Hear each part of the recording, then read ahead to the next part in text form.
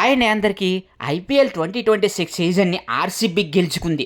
Last ball 6 కొట్టి అద్భుతమైనటువంటి విజయాన్ని విరాట్ కోహ్లీ టీంకి అయితే అందించేశాడు.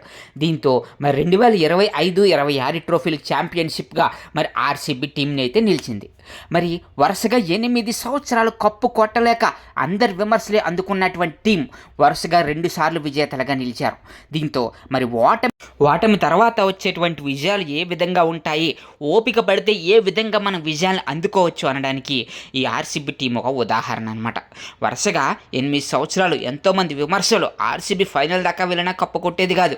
దీంతో అందరూ కూడా ఆర్సీబీని హేళన చేసేవారు, ఈ టీంకి విజయం దక్కదు అనేవారు. కానీ ఓపిక పట్టి 8 సంవత్సరాల ఓపిక పట్టి లాస్ట్ ఇయర్ కప్పు కొట్టింది.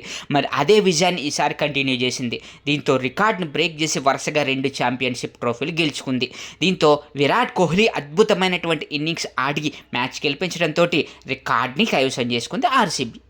మీలో ఎంతమంది ఆర్సీబీ అభిమానులు ఉన్నారో కామెంట్ సెక్షన్లో కామెంట్ చేసి మా ఛానల్ని సబ్స్క్రైబ్ చేసుకొని మా వీడియోని అయితే లైక్ చేసేయండి.